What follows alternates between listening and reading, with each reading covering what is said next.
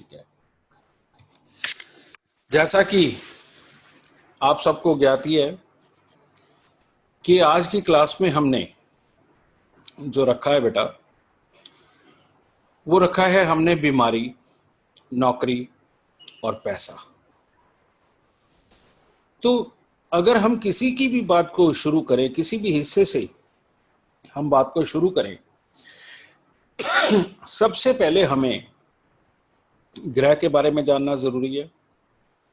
ग्रह करते क्या हैं, किन घरों के अंदर कैसे चलते हैं, और सही मायने में उनके फल देने का तरीका क्या है, अच्छे या बुरे होकर के। इन सब का पहले पता लगाना बेहद जरूरी है। और जब भी हम ग्रहों की बात करते हैं बेटा, उस वक्त में हमें यह देखना होता है कि कौन सा ग्रह दे क्या रहा है।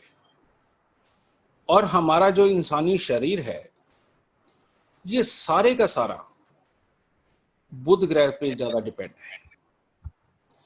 और सबसे पहले जब भी कोई भी जन्म कुंडली देखनी हो, चाहे आपने बीमारी देखनी हो, नौकरी देखनी हो, पैसा देखना हो, कॉमन सेंस देखनी हो, इंसान की गृहस्थी की जीवन देखना हो, कुछ भी देखना हो, बिना बुध ग्रह को देखे आप कुछ भी नहीं देख सकते। और इसीलिए जन्म कुंडली के अंदर पहले बुध को क्लियरली जानना बहुत जरूरी होता है। और अगर कहीं बुध सही अवस्था में ना हो तो मामला खराब हो जाता है। तो इस चीज का ख्याल रखना बहुत जरूरी होता है बेटा। और यही कारण है कि बुध ग्रह की खराबी के कारण ही दुनिया के अंदर 80% फेलियर पर्सन है और 20% कामयाब लोग हैं। और ये योग संयोग ये पैदाइशी होते हैं। और पैदाइशी अगर इस तरह के ग्रह लेकर के कोई पैदा होता है जिसके अंदर की बुध शुभ हो, तो बेटा वो इंसान अपनी जिंदगी बेइंतहा अच्छी गुजार जाता है। लेकिन अगर पैदाइशी योग कमजोर हो तो माँ बाप पैसा, मदद, पढ़ाई सब कुछ देने के लिए लालियत होते हैं, लेकिन बच्चे को नसीब नहीं दे पाते। एक कॉमन सेंस तक माँ बाप या गुरु किसी बच्चे को नहीं दे सकते अगर उसकी अपनी जन्म कुंडली कॉमन सेंस को खत्म कर रही है। और कॉमन सेंस अच्छी होना सही मायने में यही अच्छी जन्म कुंडली की निशानी होती है, समझिए। और जिसकी भी कॉमन सेंस अच्छी है, उसकी लिखाई पढ़ाई कुछ भी हो, वो कैसे भी माहौल में कोई भी काम कर रहा हो, उसको उसी के अंदर कामयाब, समझिए। तो हमें सबसे पहले कॉमन सेंस के ग्रह के ऊपर जाना होता है।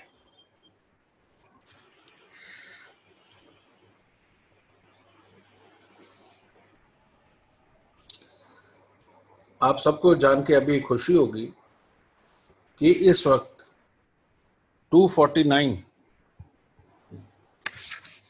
का परिवार हमारा इकट्ठा हो गया है, यानी कि लगभग 250 लोग हम इस वक्त में बात कर रहे हैं।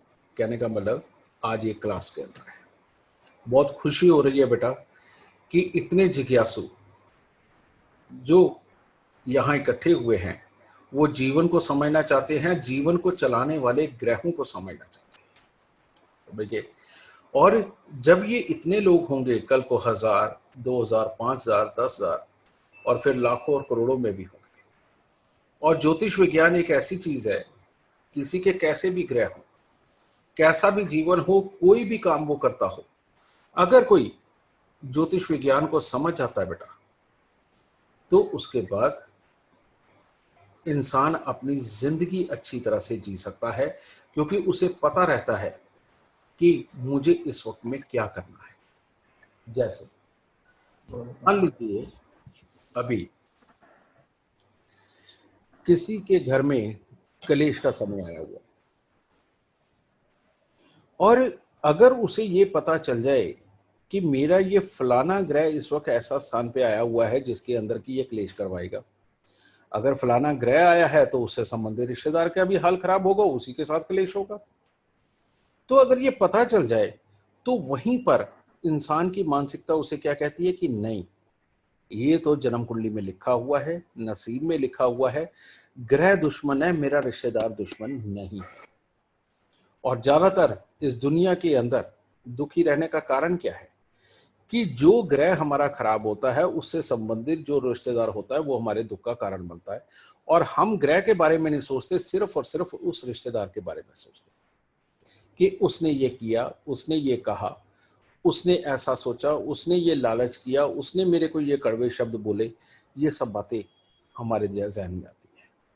लेकिन आप ये देखिए कि अगर आपकी जन्म कुंडली के अंदर वो ग्रह खराब है जिसका कि वो रिश्तेदार है, तभी तो उस रिश्तेदार के साथ में इस तरह के दिमागी टकराव हो रहे हैं, तभी तो ये हालात खराबी की तरफ आ रहे हैं। समझे?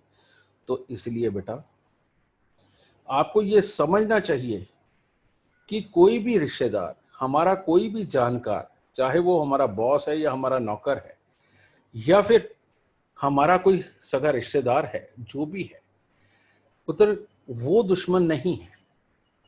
दुश्मन हमारी ही जन्म कुंडली के अंदर बैठा हुआ ग्रह है। जैसे एक छोटा सा एग्जांपल मैं बताता हूँ। अभी कल ही शाम की बात है, एक कोई नए क्लाइंट जुड़े थे हमारे साथ, तो वो कहते मैं गुरुजी से पहली बार बात कर रहा हूँ, आज मैं देखना चाहता हूँ कि किस प्रकार वो प्रेडिक्ट करते हैं। अब वो कहने को तो उनके पास और भी मन में बहुत शब्द होंगे, पर गुरुजी समझ के उन्होंने एक अच्छे शब्दों का प्रयोग कर लिया। तो उनकी जैसे ही कुंडली देखी तो देखा उनकी जन्म कुंडली के अंदर चौथा घर सूर्य के बैठने से खराब था। सूर्य के बैठने से कैसे खराब हो गया? क्योंकि उसके लगन के अंदर राहु था, तो खराब सूर्य चौथे घर में बैठा था। और साथ ही उनकी जन्म कुंडली के अंदर अष्टम भाव के अंदर चंद्र और बृहस्पति, जिसे आप गज केसरी योग बोलते हैं, ठीक है, ये बैठे थे। अब अष्टम भाव के अंदर चंद्र बृहस्पति इकट्ठे हों तो ऐसा हो ही नहीं सकता कि कोई भाई बहन अपना दुश्मन ना हो, खास तौर पे चौथे घर के खराब होने पे। अब चौथा घर प्रॉपर्टी, पैसा, मां, वाहन के सुख, इनसे भी संबंधित होता है, ठीक है। चौथा घर फर्शी जमीन होता है, यानी कि जिस जमीन के ऊपर फर्श लगा हो, यानी कि आपके घर का अंदर, वो जमीन का कारक होता है। शुक्र मिट्टी वाली जमीन का कारक होता है, और चंद्रमा ये फर्शी जमीन का कारक होता है। तो वो वहां पर चौथा घर चंद्रमा का है। तो ऐसी अवस्था के अंदर मैंने बैठते ही उसको क्या बोला, मैंने कहा पहले ये बताओ तुम्हारे भाई कितने हैं और उनके साथ तुम्हारे हालात क्या है। तो उसने छूटते पता क्या कहा कि गुरुजी मैंने सोचा नहीं था कि आप सीधी मेरी दुखती रग के ऊपर हाथ रखो, ठीक है। और उन्होंने यही शब्द कहा, कहते मैंने इसी चीज से दुखी होकर, इसी चीज से त्रस्त होकर के मैंने कॉल किया है, क्योंकि मेरे भाई ने पहले ही 2 दुकानें ले ली, 3 दुकानें थी हमारी, 2 ले ली, एक बची। अब वो चाहता है कि मैं वो अगर लूं तो उसके बदले उसको पैसे भी दो, तो यानी कि अपने आप प्रॉब्लम होगी ना। और इस योग के अंदर होता ही ऐसा बेटा कि इंसान को मिलता है सब कुछ, लेकिन बहुत दुख तकलीफों के बाद, अपनों के साथ पंगे डालने के बाद, ऐसा इंसान जिन भी अपनों को लेकर के साथ में काम भी करता है, उनके साथ में भी यही प्रॉब्लम है पैदा होती है। तो बात यह है कि जब किस्मत में सब कुछ लिखवा करके आए हो तो इस दुनिया में झगड़ा काहे का।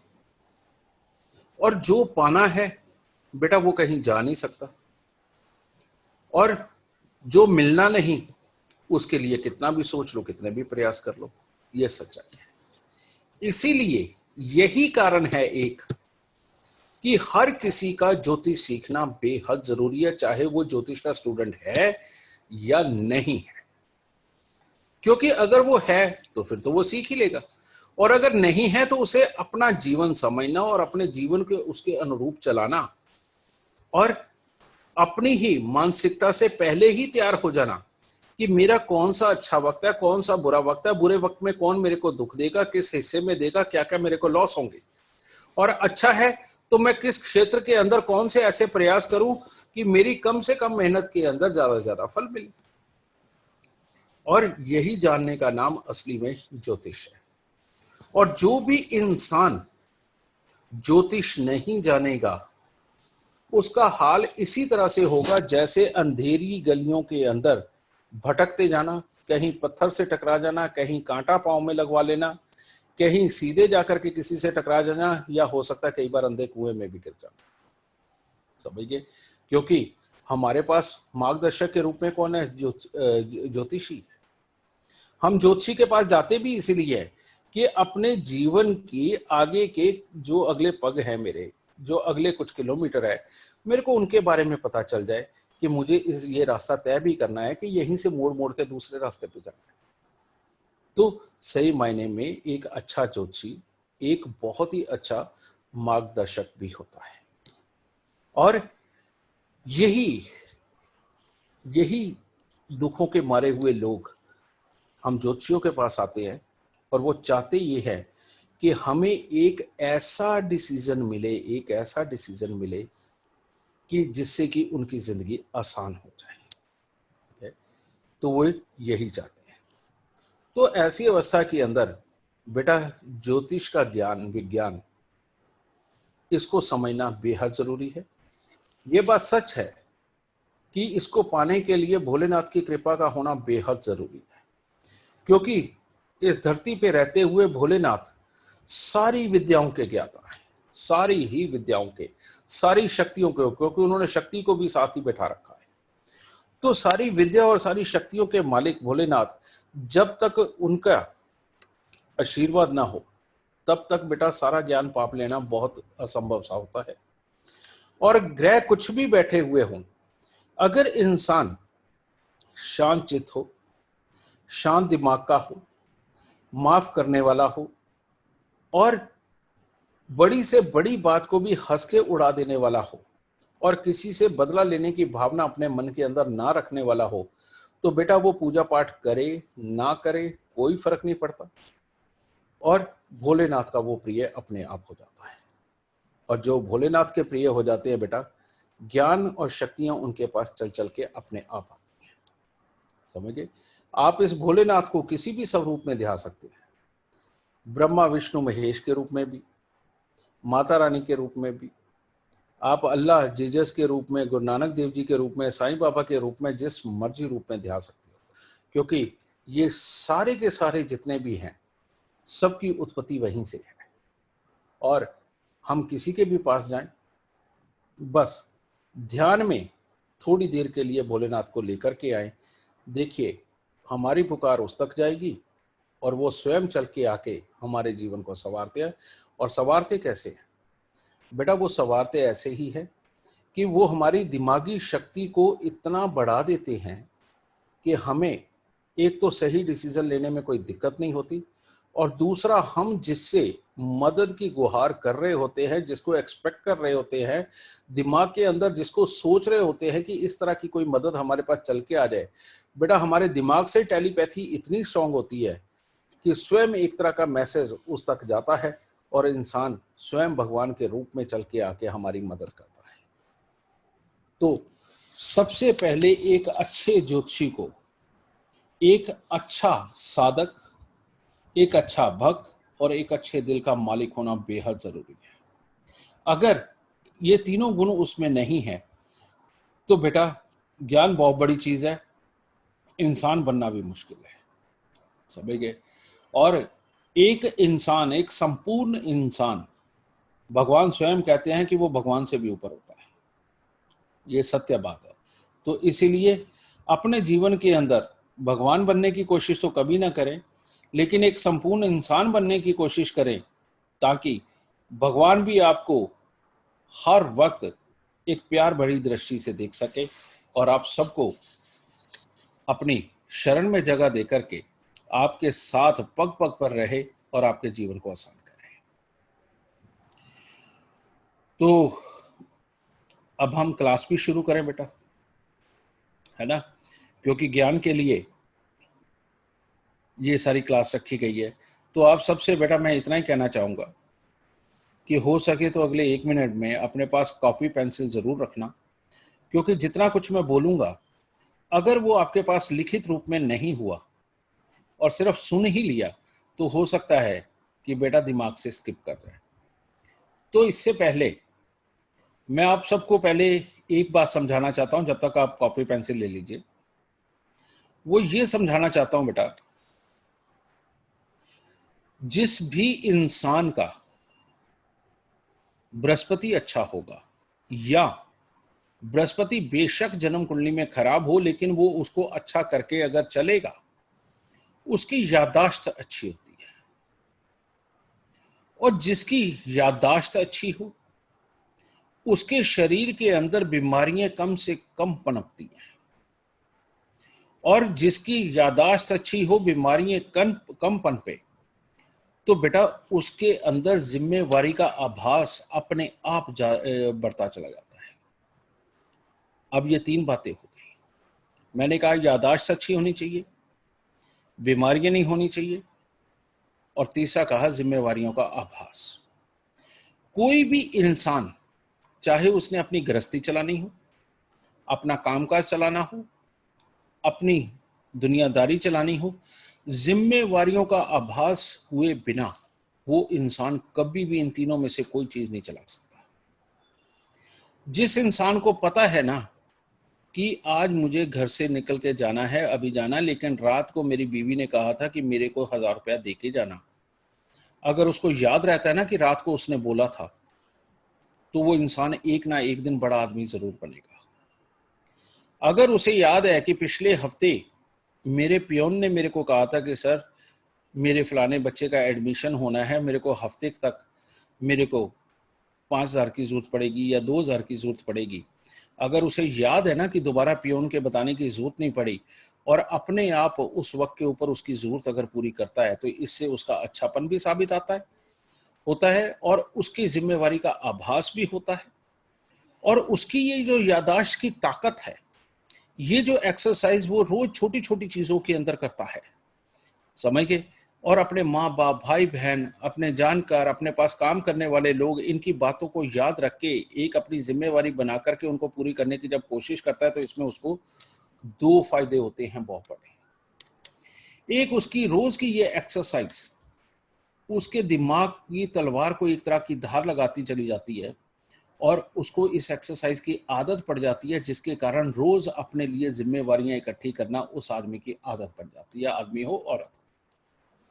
और दूसरा, जिम्मेवारियों का ये एहसास और ये यादाश्त, वक्त पे ही दूसरों के काम आना, उनके बिना मांगे उनकी चीजें प्रोवाइड करवाना, और जिम्मेवारी के साथ में सही समय के ऊपर सही मदद करना, बेटा उसकी कामयाबी का दायरा इतना बढ़ाती चली जाती है कि इंसान की जिंदगी के अंदर ऐसा हो ही नहीं सकता कि उसके ऊपर कोई वक्त हो और जिसमें उसको किसी चीज की जरूरत हो और तब कोई उसके काम ना आए। और जब दूसरे लोग हमारे काम आने लगते हैं, जब दूसरे लोग हमारे बारे में सोचने लगते हैं कि ये दुखी है और वो मदद करने के लिए आगे आ जाए, तो बेटा तब हमारा नसीब संवरता है। नसीब खराब कैसे होता है, ये भी आपको मैं बता देता हूँ।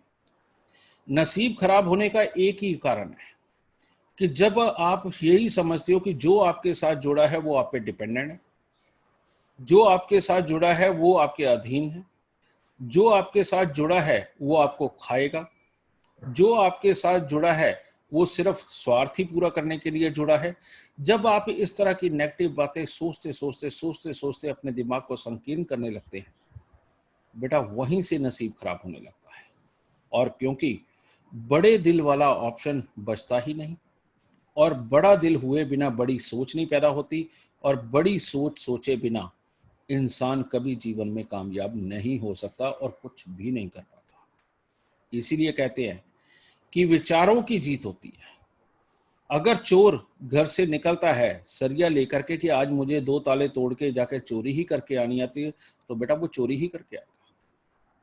अगर घर से हम ये सोच के निकले कि आज तो फलाने से जाके बदला ही लेना है, तो बेटा वो अगर तुम्हारे लिए कुछ अच्छा भी कर रहा होगा ना, उसके ऊपर शक की निगाह रहेगी, और तुम बदला लेने की चाहत में अपना बना बनाया काम बिगाड़ के आ जाओ। सिर्फ उसको थोड़ा दुख का एहसास कराने के लिए। समझ गए? ये बहुत ही गंदी मानसिकता होती है। और जब तुम सोच लेते हो कि फलाना इंसान सिर्फ आपके खिलाफ ही है और ये खिलाफ ही रहेगा, ये सुधर नहीं सकता, बेटा तुमने तो एक भी कोशिश नहीं करी उसे सुधारने की, तो बेटा इसका मतलब ये है कि वो जीवन के पिछले हिस्से में जुड़ते वक्त में जितना समय तुम्हारा ले गया, वो सारे का सारा समय तुम्हारा वेस्ट हो गया। इसीलिए जब जब भी आप अपने विचारों को बड़ा रखोगे, बड़ी बड़ी सोच सोचोगे, बड़ा बड़ा कुछ करने की सोचोगे, और उसके अंदर अगर सोच के अंदर ऐसा कुछ है कि जिसके अंदर दूसरों का भला भी है, तो ऐसा हो ही नहीं सकता कि आपके अंदर का जितना भी सिस्टम है, जितना भी ब्रह्मांड आपके अंदर ही है, ये सारा ब्रह्मांड आपका साथ ना दे, ऐसा हो ही नहीं सकता। इस पूरे ब्रह्मांड को साथ लेने के लिए बेटा हमें अपनी सोच को ऑर्डर करना पड़ता है कि तुमने कैसी सोच रखनी है, और ये ऑर्डर आप ही का होता है। और आपने अगर गलत सोच का ऑर्डर दे दिया तो आपके अंदर गलत ही गलत सोच होगी, और अगर आपने सही सोच का ऑर्डर दे दिया तो सारी सोच सही ही सही।